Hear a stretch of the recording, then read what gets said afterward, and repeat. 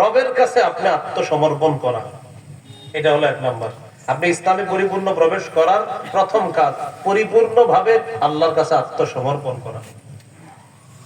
সূরা গাফির বা সূরা মুমিনের 66 নম্বর আয়াতে আল্লাহ তাআলা বলেন, قل إني نهيت أن أعبد الذين تدعون من دون الله لما جاءني البينات من ربي وأمرت أن أسلم لرب العالمين। নবী আপনি বলেন, আমাকে নিষেধ করা হয়েছে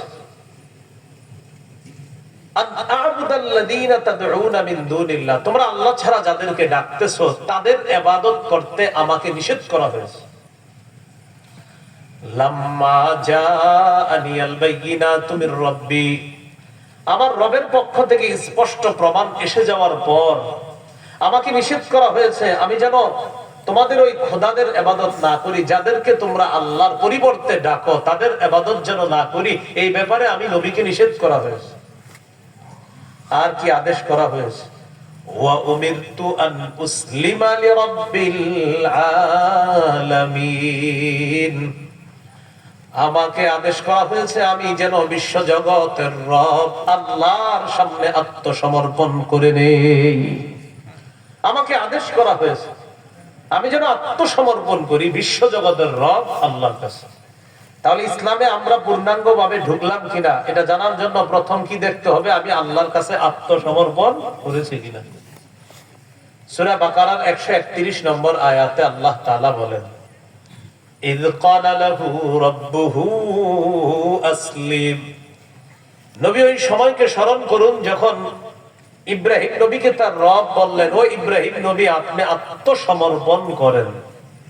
ক্বালা আসলামতু লিরাব্বিল আলামিন, ইব্রাহিম নবী জবাব দিয়ে বললেন আসলামতু লিরাব্বিল আলামিন, আমি বিশ্ব জগতের রব আল্লাহর কাছে সারেন্ডার করলাম, আত্মসমর্পণ করলাম।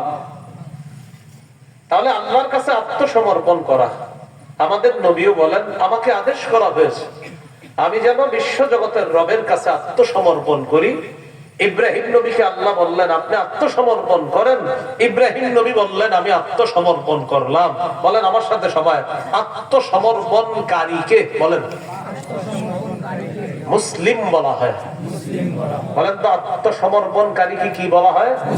এবার আমার সাথে বলেন মুসলিমের অনুবাদ আত্মসমর্পণকারী।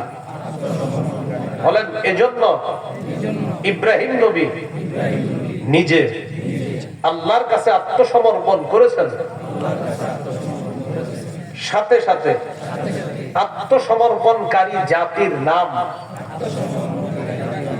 তিনি মুসলিম রেখেছেন। আমাদের নাম মুসলিম রাখছে কোন নবী? তাহলে আল্লাহ বললেন আত্মসমর্পণ করেন, ইব্রাহিম নবী বলেন আত্মসমর্পণ করলাম। আল্লাহ তাআলা বলেন ইব্রাহিম নবী তোমাদের জাতির পিতা, সাম্মাকুমুল মুসলিমিন, তোমাদের নাম রাখছে মুসলমান, এটা ইব্রাহিম নবী রাখছে। সুবহানাল্লাহ। তাহলে ইসলামে পরিপূর্ণ প্রবেশ করা, আমার জীবনে পূর্ণাঙ্গ ইসলাম আছে কিনা এটা জানার জন্য প্রথম শর্ত দেখতে হবে আমি পরিপূর্ণভাবে আল্লাহর কাছে আত্মসমর্পণ